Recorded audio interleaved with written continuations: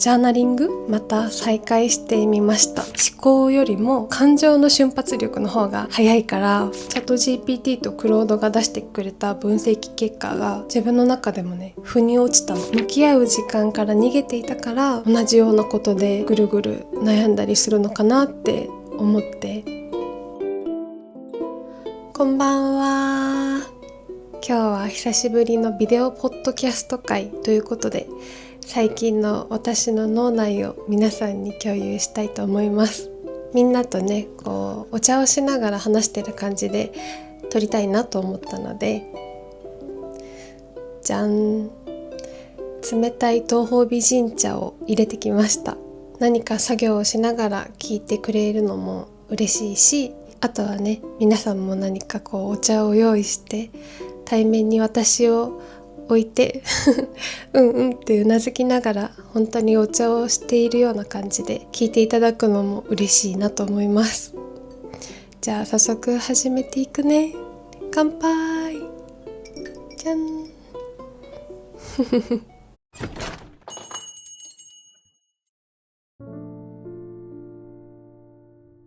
あ、おいしい。いつもはね動画で敬語で話すことが多いんですけど、こうみんなとお茶をしている時間なので敬語はなしでちょっとラフな感じで話していくね。 YouTube ではね何度か話したこともあるんだけど、私のコンプレックスの一つとして話すのが苦手、話がつまらないっていうところがあるのね。そうなんか頭の中はいろんな言葉で埋め尽くされているのに、それを自分で理解して整理して言葉にするっていう一連の作業がね多分人一倍時間がかかっちゃうの。例えば人と映画を見た時とか、もうごく自然にどうだったっていう、こう感想を言い合う流れになるじゃない感想を言い合う流れになるじゃないか難しい。もちろん映画を見た後ってこう感情の高ぶりもあるし、いろんなね単語はこう頭の中で溢れているんだけど、すぐにそれを整理できるわけじゃないから、結局なんか面白かったとか感動した泣いたとかあの人演技うまかったとか、そういうちょっと抽象的な言葉しか出てこなくって、その場では。で後から一人になってこう脳内の整理をした後に、もっとこのシーンについて話したかったなとか、ここどう思ったか聞きたかったなとかがいろいろ出てきて後悔しちゃうの。あともう一個例を挙げると、私は結婚していて夫とね毎日一緒に暮らしているんだけど、やっぱりこう365日一緒にいる人だから、時にはね喧嘩をしたりすることもあるのね。私は思考よりも感情の瞬発力の方が早いから、何かこれが嫌だったなとか、これちょっとムカついちゃったなとかそういうね理由が明確になる前に、まずなんか今嫌だったかも、なんかちょっとこれ悲しかったかもっていうね、すごくぼんやりとした感情が先行しちゃって、その理由がはっきりする前にまず先に落ち込んだり悲しんだり怒ったりしちゃうのね。その私の態度が変わったのに彼も気づいて、やっぱり理由を聞かれるじゃないですか。でも私自身も何に対してこうモヤモヤしているのかっていうね理解が追いついていない状態だから、その原因の輪郭がこうはっきりするまで、頭の整理がつくまで黙っちゃうっていうことが多くて、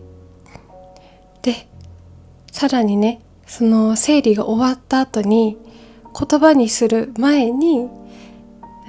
誤解をされないようにとか、齟齬とかが生まれて傷つけちゃわないようにとかっていうね、添削が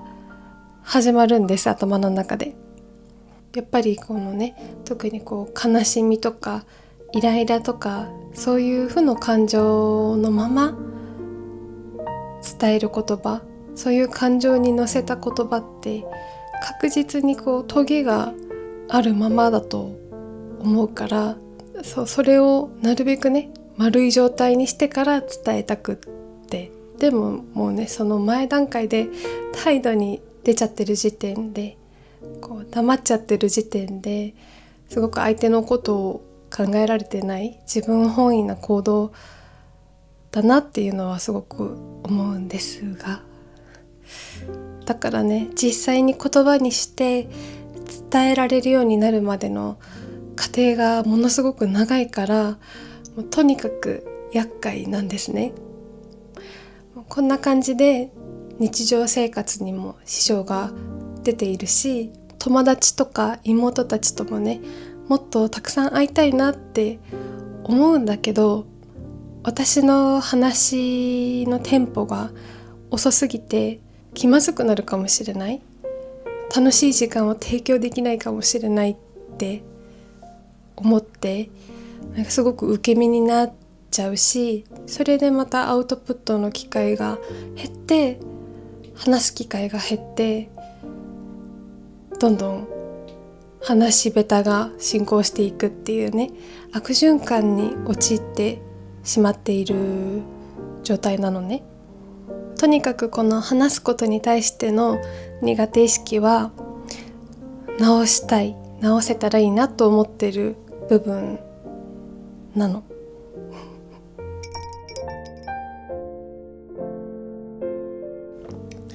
でもね、直したいな、嫌だなっていうのはもう何年も思ってきてるのに、実際に直す方法について考えたことがなかったなと思って、でこの去年の年末に買った梅田聡さんという方の言葉にできるは武器になるっていうね、この本を読んで真剣に考えてみるっていう時間をね、数日間作ってみたの。この本の中では、例えばこの人形を見た時に頭の中にパッと思い浮かぶ言葉、ぬいぐるみだとか、何の動物だろう、ふわふわだ、リボンつけてる、鼻おっきいなとか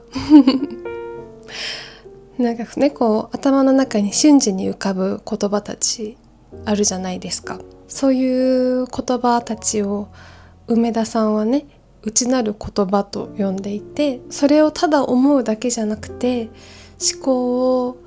進化させて、そしてそれを言葉にしてみるっていうね、一連の流れをこの本の中では梅田さんなりの方法で教えてくれているんですね。まず最初の方にその思考を進化していくっていう7つのステップが書かれていたので、実際にそれをねやってみようと思ってやってみたの。何個かテーマを決めて、それぞれのテーマで思考を進化させていくっていうことをやってみたんだけど、実践してみて思ったのは、私は考えることが苦手っていうわけではないんだなって気づいて、じゃあ何が足りないんだろうって考えると、自分の頭の中を理解して整理して添削して言葉にするっていうね、一連の流れの瞬発力と、あとはそもそもねアウトプットの機会が少ないっていうのも足りない部分なのかなって思って、まずね瞬発力に関しては、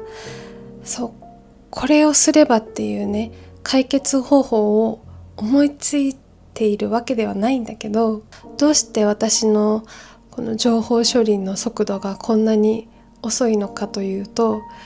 やっぱり正確に伝えたい、100点で伝えたいっていう、そういう思いが強いのが一つの要因なのかなって思うから、とりあえず50点で話してみるっていうのと、反射神経を鍛えるトレーニングをしてみるっていうのをね、今やってみているところです。例えば映画を見た後、もうなるべくすぐメモ帳とかを開いて、一旦ねこう整理するとか考えずに思いつくまま感想を書いてみる。箇条書きでどんどん書いていく。でもそういう感想系って結局私の性格上ね、ちゃんと整理して一つの文章としてまとめたくはなっちゃうから、その箇条書きの感想は残したまま、後からねそれを補完するように文章を作ってみるっていうのをやっていて、反射神経を鍛えるトレーニングはね、こう YouTube とかでいろいろな方の質問コーナーを見て、私ならどう答えるかっていうのをあんまりこう思考を巡らせずに、もうその場で即座にパッと答えてみる。もうひとまず反射的に言葉を発して一人でブツブツ喋っているっていうね、そんな感じのトレーニングをしていて私は話し出す前にまず考えをね発酵させる時間を取る癖があるから、即座にね言葉を発するっていうのがやってみると本当に難しく感じて、でも実際の人との会話ってそれこそ本当に反射で発せられた言葉のラリー、そういう連続じゃない？だからね、そこの反射で出るボキャブラリーを増やしていくっていう点ではいいトレーニングになってるんじゃないのかなとは思ってる。まだ始めたばっかりだから全然成果とかは出ている状態ではないんだけどね。そしてね、次の足りないなと思うアウトプットの機会について、なんかよくさ、ストレスとか自分の不安とか悩みとか、そういう溜めてしまうと実際にこう心身に害を及ぼしてしまうような負の感情たちっていうのは、とにかく一旦何でもいいから書き出す、吐き出すといいってよく聞くでしょ。私はね、それがずっと向いてないなって思ってたの。嬉しかったこととか楽しかったこととかを書き記しておくいいことノートは作ったこともあったし、実際にこのね、自分の悩みとかをノートにねガーって書き殴っている時期もあったんだけど、負の感情を書き出して可視化した時によりその気持ちに引っ張られていっちゃうというか、ズブズブ深みにはまっていっちゃうし、なんかね、俯瞰で見る第三者的な立場の自分が現れて、こんなことで悩んでたのってね、自分を責めることもあったりして、そうだから特に負の感情は言葉にして書き出すっていうのは本当に向いてないんだろうなと思ってやめてたの。でも最近改めてこうね、自分を見つめ直した時に、自分のね悩みとか不安とかそういうものと向き合う時間から逃げていたから、自然とねアウトプットの機会も減っていって、その結果こう自分の思考の癖もつかめないままだから、何度もね同じ場所に立ち戻っては同じようなことでぐるぐる悩んだりするのかなって思って、なのでね、もう一回ね向き合ってみようかなと思って、いいも悪いも関係なく、その日の一日の自分の気持ちをね、思考を書き出すジャーナリングをまた再開してみました。まだこれもね数日しか経っていないので、何がどうなるかは全然わからないし、やっぱり向いてなかったなって思って突然やめてしまうかもしれないんだけど、とりあえず続けてみようと思います。みんなもお茶飲んでね。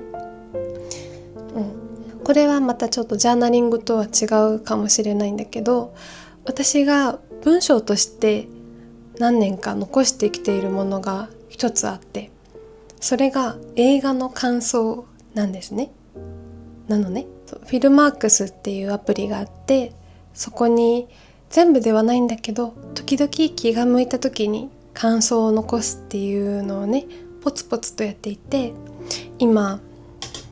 184作品分の感想がね、このアプリの中に入っていて、映画の感想ってもちろんテンプレートがあるわけでもなく、映画のここをね見ておこうって決めて見ているわけでもないから、もうほんとその時その時の気持ちのまま書き記しているものなので、これまでに貯めてきた文章を比較してみたら、何か思考の癖とか、あるいは文章の癖とか、そういうのがわかるんじゃないのかなと思って、184作品のうちの10作品の感想をねコピペして、クロードとチャット GPT にこの書き手の思考の癖を分析してみてくださいって言って投げたのね。そしたらね、映画鑑賞に限っての話ではあるんだけど、やっぱりいくつかねこういう共通項があるみたいで、チャット GPT とクロードが出してくれた分析結果がすごく似通ったものだったから、それを読んでね、自分の中でもね腑に落ちたの。例えば、主人公のみじゃなく脇役敵役にまで感情移入をしているとか、色彩や構図、衣装などに意味を見出そうとしているとか、主人公の成功や幸せの陰で失われたものについて考えている。感想というより映画をきっかけにした自己内省のログに近いとか、こうやってね客観的に言語化されると確かにって感じる部分も多くて、すごく面白かったのね。だからそんな感じでね、ジャーナリングもしばらく続けて、ある程度溜まっていったら、もちろんねプライバシーな部分とか見せたくない部分とかはしっかり隠した状態で、文章の一部を抜粋したりして、いくつかのね文章の一部とかを AI に読み取ってもらったら、思考の癖が見えてくるかもしれないし、私の考えの足りない部分とかも明確になってくるんじゃないのかなって期待をしてます。反射神経のトレーニングと、あとはジャーナリングを活用したアウトプット、この2つをしばらく続けてみようと思うから、もし何か変化があったらまたみんなにもお伝えするね。アウトプットはねノートとかに書くのもいいと思うし、あとはボイスメモとかを活用して声で記録するのもいいのかなと思ってる。でも話す練習にはなりそうだよね。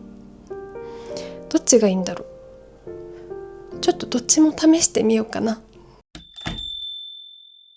アウトプットの機会が自然と増えることで、自分の思考と向き合う機会が増えることで、何か自分自身の変化につながればいいなと期待をしている。でもね、この話を彼にこの間したんだけど、ひまちゃんの話すことに対する苦手意識は思考力とか語彙力とかの問題じゃなくって、単純にコミュニケーション能力の問題なんじゃないって言われてすごくギクッとしたっていうか、もう確かにって感じたので、そうなってくるとまた別のトレーニングが必要なのかなちょっとどうなるかはわからないけど、とりあえずやってみるね。他にもね、いい方法を知っている方がいたらぜひコメント欄とか DM とかで教えてもらえたら嬉しいです。はい、本日も最後まで見てくださってありがとうございます。